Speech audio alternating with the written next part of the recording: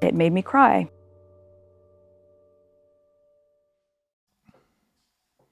This one's wife. Mission failed. Keeping away from Medusa. Hello, I'm H.G. Tudor. Many of you listening to me have had an involvement with narcissists.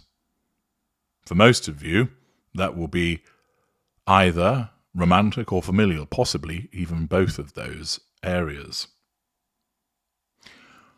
One thing that probably occurred in your dynamic was that you recognized that certain things would cause a problem in the relationship. You probably didn't know at the time that you were dealing with a narcissist, but you knew that there were certain things that would cause an adverse response from that narcissist. In some instances, they would go into a sulk. You'd be given a silent treatment. You'd be cold-shouldered. In other instances, you will be subjected to cross-examination, prying questions, a furious tirade, false accusations, insults, accusations about things that you've done that didn't actually take place, and possibly on the receiving end of physical violence. You learn to recognize that if you said something which was likely to displease the narcissist, that there would be this adverse reaction. You didn't know why it was happening.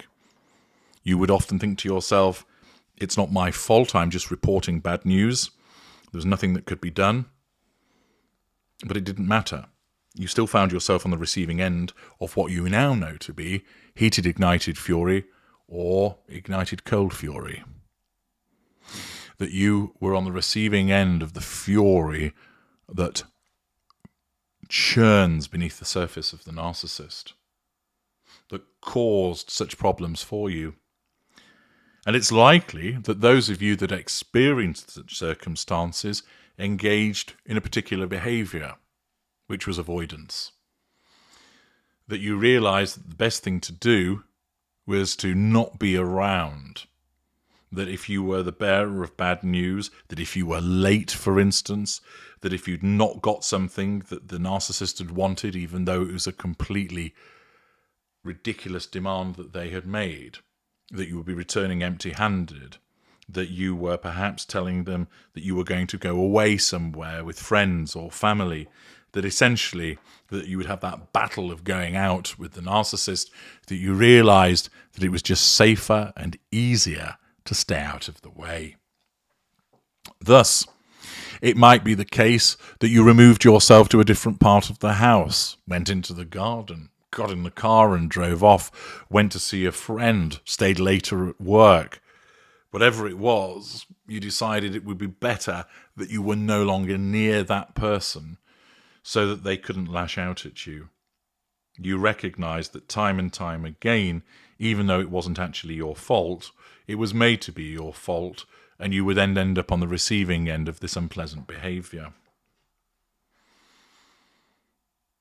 This, of course, would save you from the adverse consequence. But all it would mean that ultimately would be for the narcissist to store up the fact that you're painted black and lash out at you when you did eventually emerge. In some instances, you might get lucky and they'd become distracted by something else, and therefore the moment would pass and you could breathe a sigh of relief. And it would appear that Prince Harry was engaged in similar behaviours, not because he knows that he's dealing with a narcissist, but because he recognises that life is a lot easier when he's not around this one's wife, when there are likely to be tantrums. The expectation from her was that he would return from the visit with Charles, having built some bridges, and come back with good news vis-à-vis money. That's all that matters to her. Although she doesn't want the royal family, her narcissism recognises that she needs the royal family, for without it she is a nobody and nothing. And therefore, the only reason that people are interested in her is because she married a ginger prince. The only reason that people are interested in her is to learn about what happened whilst she was a member of the royal family. She's used up most of those cards, telling us things which didn't actually happen, the revisions of history, etc. But the only reason that people remain interested in her is because of that royal connection. It isn't because she's got an appreciable talent. It isn't because she's an interesting person. It isn't because she's funny and amusing and fascinating to be around. She needs that royal family, even though that pains her. And moreover, she has become so accustomed to a certain standard of living that it's important for her to be able to maintain that. The PR puff pieces, living in a large house, being ferried around by SUVs and private jet, by having the security, by having people kowtow to her as a staff.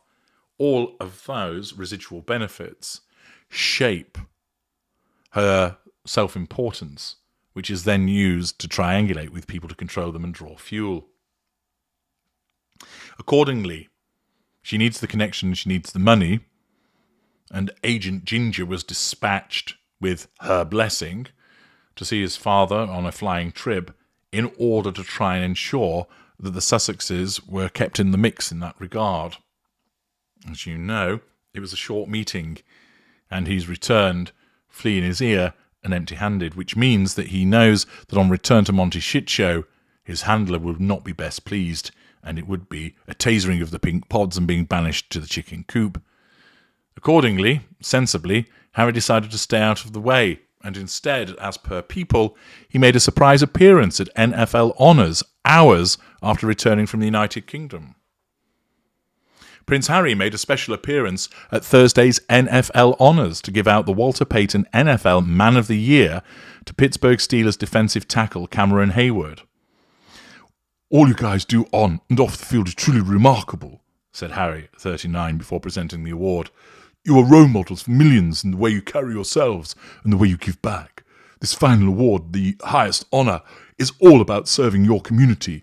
And there's one special man we'd like to pay tribute to now. A player who goes above and beyond, whose extraordinary commitment to helping others is a reflection of her own story. His own story. Thought I was presenting it to Meg, sir." The award was presented to Hayward, who was ecstatic to receive the award from Prince Harry. "Man, Prince freaking Harry, man, I'm in shock. That's Prince Harry," said Hayward after coming on stage. The Duke of Sussex's appearance comes hours after he returned to California, after taking a quick trip to see his father, King Charles, following his cancer diagnosis. It then talks about the statement from Buckingham Palace, etc.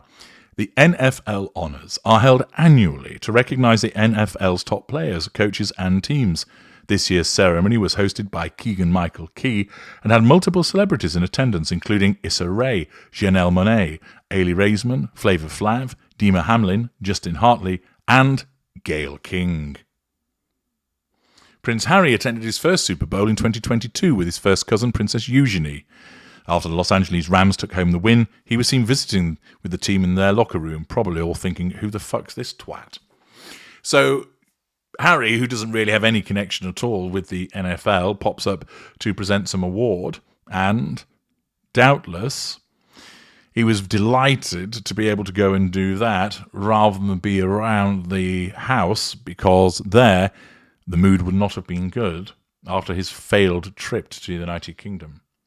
She would not have been best pleased about him going in the first place, but was only allowed to go on the basis that it served a purpose for her, which he singularly failed.